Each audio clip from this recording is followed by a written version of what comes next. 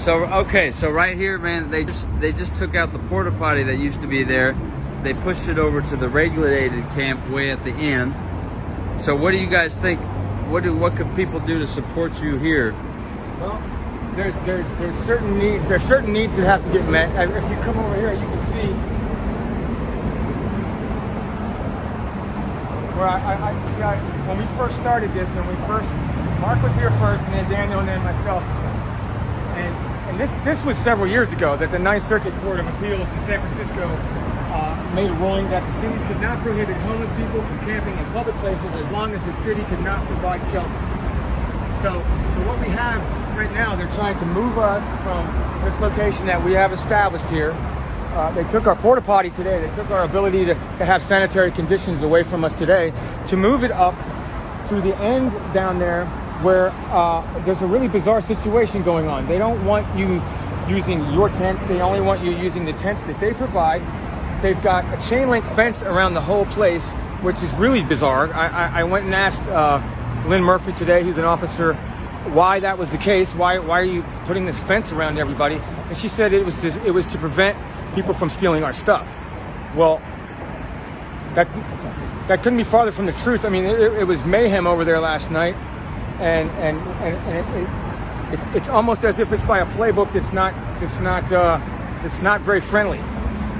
But nonetheless, we've got many people living under here, and because the city cannot provide adequate shelter and housing for us. When I personally went over to the Ritter House to ask for housing help for me and my wife, I was told I did not qualify because I wasn't on psych meds. And honestly, and my wife and I were shocked. We couldn't believe that we just been told that. We were not at a high risk. And Marin County got $50 million. Did you know this? $50 million to help us out. San Rafael got $16 million alone. And there has to be accountability for the funds that are coming in to help out with this situation, because everybody I know that was homeless when this started is still homeless, and the people that they've put in the hotels are being put back out on the streets. So at some point the conversation has to be made to address all of these things, and so it's just a matter of putting the questions in front of them. Yeah. Because once the question is presented to them, then they have a choice now. They can not answer the question and incriminate themselves by not answering it, or they can tell the truth, which we already know the answers to, which would also incriminate them. So at some point, they're going to have to listen to our voice, because we're a part of this town. Everybody that's down here, we've been here a long time, and we're not criminals. We're people who've been displaced by whatever situations have occurred in our lives. And now we're down here, and we're a big family, because we can see how governments have failed and they're not taking care of us. So there's one justice, and that's just us. We have that written up there on the pillar too. It's hard to imagine. It's hard to imagine an elected official in this nation right now not stepping back and asking themselves, what am I doing this for? Who am I actually representing? I don't know of any politician. I haven't seen anybody down here that's been elected to anything. For some reason, they're standing off. Right. Then they let Dan get on the ballot. Yeah. I mean, we get dirty down here. They don't represent. They don't have.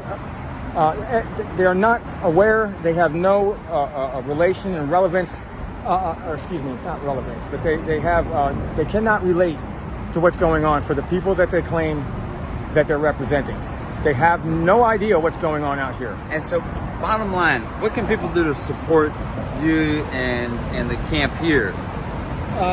They took our porta potty today, which is really weird. And so we have to walk 2 blocks now to have the ability to go use the restroom or get some water to wash our hands. Yeah. We've got sanitary needs that are very important. When somebody's trying to not look, the whole idea of being homeless is to not have to look like you're homeless. I mean, there's a lot of brilliant people down here. You wouldn't know that most of us were homeless, but the fact is we are. And And it seems as if they're trying to send a message by taking away our ability to just basically get ourselves clean. Yeah. That's disturbing. Amen. Yeah. Thank you, dude. We need as much help as we can. Because we're everybody, you know? Amen. I mean, anybody. It's very easy to get into this position, and it's almost impossible to get out of. Just remember that, you know? Thank you, man.